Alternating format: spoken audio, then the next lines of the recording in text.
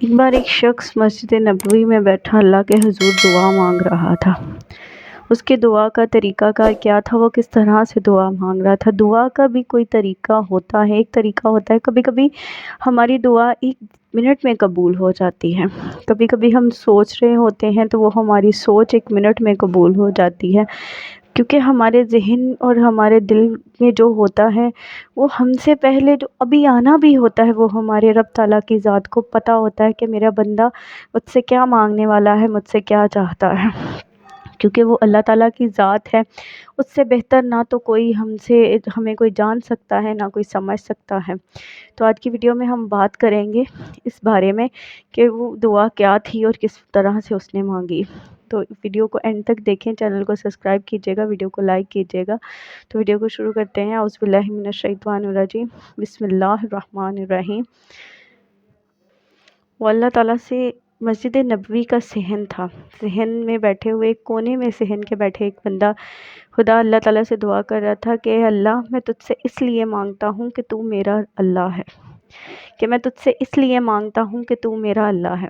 کہتے ہیں کہ ایک باپ سے اگر اس کی اولاد کوئی ڈیمانڈ کرتی ہے، کوئی بھی سفارش کرتی ہے، تو باپ کو وہ اپنا وجود بیچ کر ہی کیوں نہ پوری کرنی پڑے، تو رب وہ اللہ پاک کی طرف سے ایک ایسا رشتہ ہے کہ باپ اپنے بچے کے لیے وہ چیز کو، اس ڈیمانڈ کو پورا کرتا ہے۔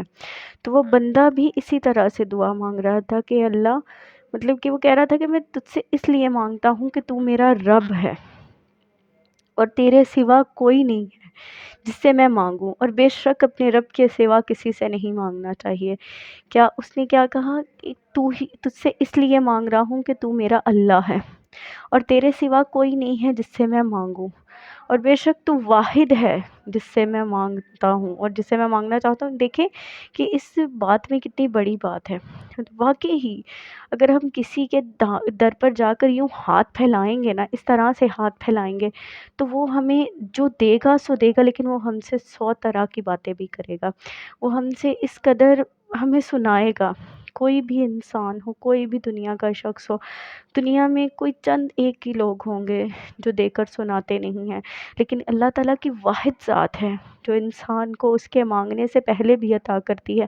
کچھ چیزیں ہوتی ہیں جو میرے رب تعالیٰ کی ذات ہمیں مانگتے ہیں، ہمیں مانگتے مانگتے تھوڑی دیر لگ جاتی ہے، لیکن وہ جب دیتا ہے تو بے شک وہ بے نواز عطا کرتا ہے۔ وہ اتنا نواز دیتا ہے، اتنا نواز دیتا ہے کہ ہماری سوچ بھی نہیں ہوتی اس بارے میں۔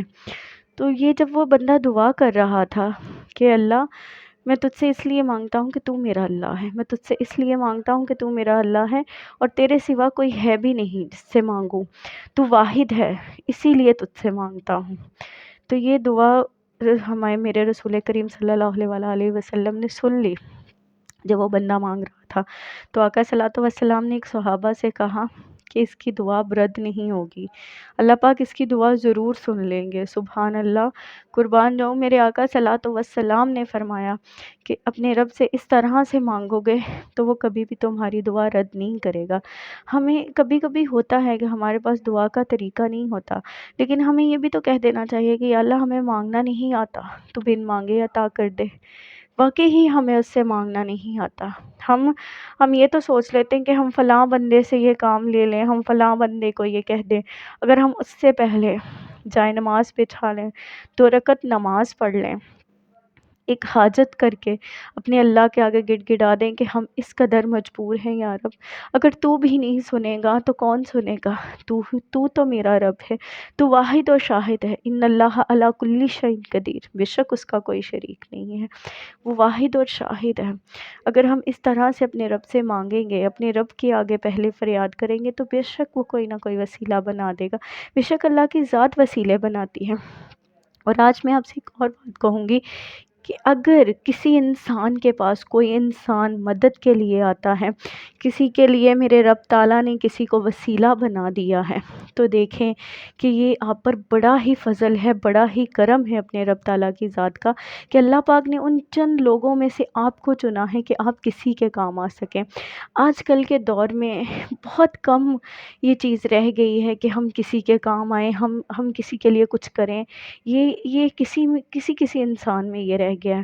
اول تو ہم پہلے یہ سوچتے ہیں کہ نہیں یار کسی کے لیے کچھ کرنا ہے، اس سے پہلے یہ نہیں ہے کہ ہم اپنا سوچ لیں کہ ہمارے پاس کیا ہے ہمیں اپنے لیے، لیکن یقین جانیں کہ اگر میرے اللہ نے آپ کو کسی کے لیے چنا ہے، کسی کے لیے بھی آپ کو چنا ہے، کسی کام کے لیے بھی آپ کو چنا ہے، تو یہ آپ پر میرے رب تعالیٰ کا بڑا فضل اور کرم ہے، کیونکہ میرا اللہ صرف چند ایک لوگوں کو چنتا ہے کسی کے کام آنے کے لیے، کسی کا وسیلہ بننے کے لیے۔ اور اللہ پاک کی ذات اگر آپ کو کسی کا وسیلہ بنا رہی ہے، کسی کے لیے آپ کو وسیلہ بنا رہی ہے، تو اس کا بہت ہی، اس کی ذات کا بہت ہی فضل اور کرم ہے آپ پر۔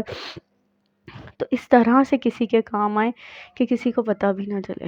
لیکن یہ جو اللہ تعالیٰ سے مانگنا ہے، میں تو یہی کہوں گی کہ کسی کو سے مانگنے سے بہتر ہے اپنے رب سے مانگے۔ کتنی خوبصورت دعا ہے کہ میں تجھ سے اس لیے مانگتا ہوں کہ تو میرا رب ہے اور تیرے سوا کوئی ہے بھی نہیں، اور تو واحد ہے، اور بے شک وہ واحد ہے، اس میں کوئی شک نہیں۔ وہ واحد ہے جو کل کائنات کو چلاتا ہے، وہ مالک ہے میری ذات کا، آپ کی ذات کا، اس کل کائنات کا، زمین و آسمان کا۔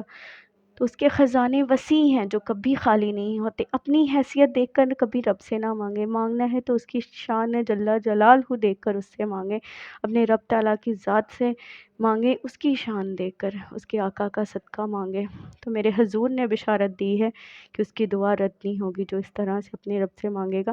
بہت ساری دعاؤں میں یاد رکھیے گا، ویڈیو کو اینڈ تک دیکھیے گا، چینل کو سبسکرائب کیجیے گا۔ اللہ حافظ۔